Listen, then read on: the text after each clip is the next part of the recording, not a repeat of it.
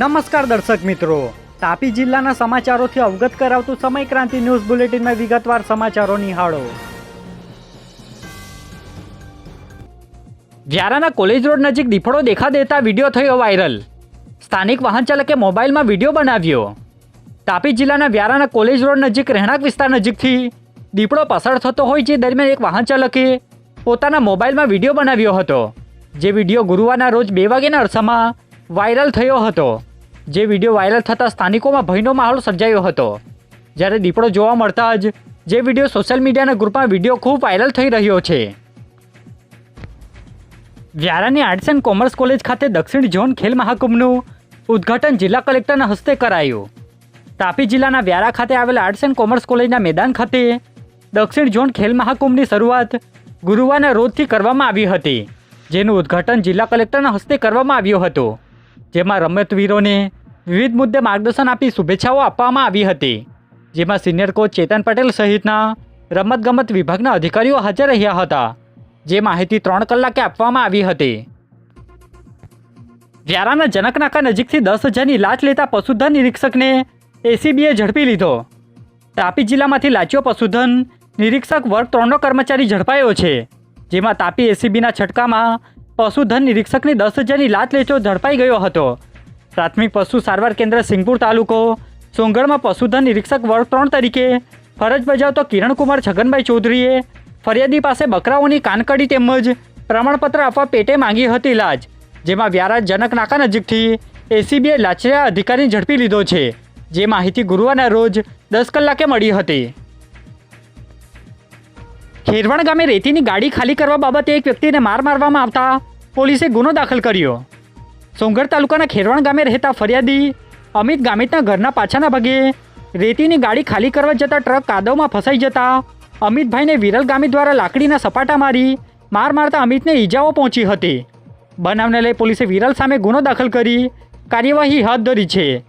જેની માહિતી ગુરુવારના સાંજે 4 વાગે પ્રાપ્ત થઈ હતી.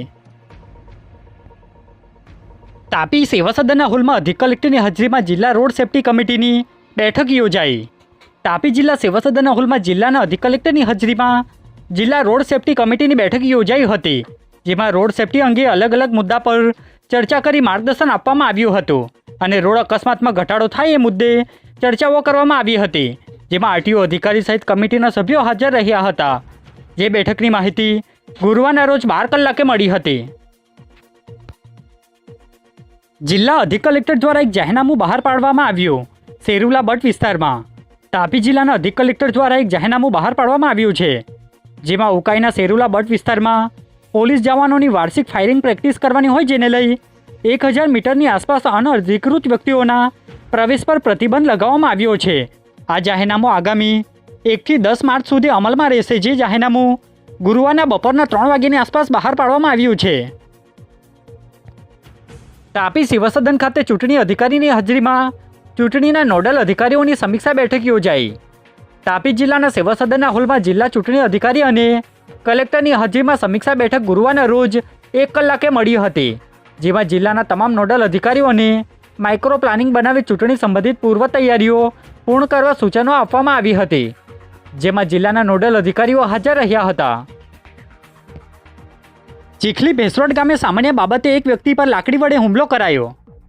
સોંગઢ તાલુકાના ચીખલી ભેંસરોડ ગામે સામાન્ય બાબતે એક વ્યક્તિને લાકડી વડે માર મારવામાં આવતા સારવાર અર્થે હોસ્પિટલમાં ખસેડવામાં આવ્યા છે.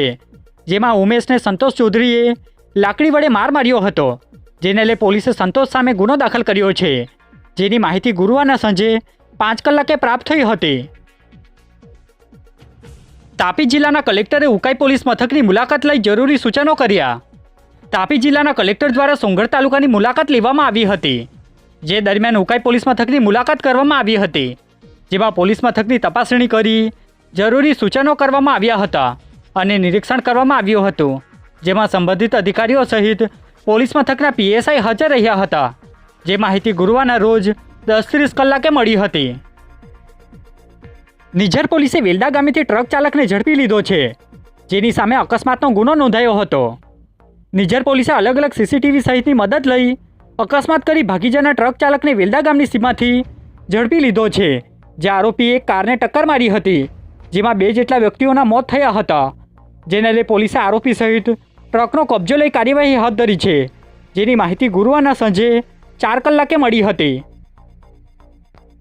વ્યારાના પ્રાંત અધિકારીની ડાંગ જિલ્લામાં બદલી થઈ, તેમની જગ્યા પર ડાંગના પ્રાંતની નિમણૂક કરાઈ. તાપી જિલ્લાના વ્યારા ખાતે ફરજ બજાવતા પ્રાંત અધિકારી સાગર મોવાલિયાની બદલી કરવામાં આવી છે, જેઓની ડાંગ જિલ્લામાં બદલી કરવામાં આવી છે. તેમની જગ્યા પર નવા પ્રાંત અધિકારી તરીકે ડાંગ જિલ્લામાં ફરજ બજાવતા પ્રિતેશ પટેલની વ્યારાના પ્રાંત તરીકે નિમણૂક અપાઈ છે, જે અંતર્ગતની માહિતી ગુરુવારના રોજ 11 કલાકે મળી હતી.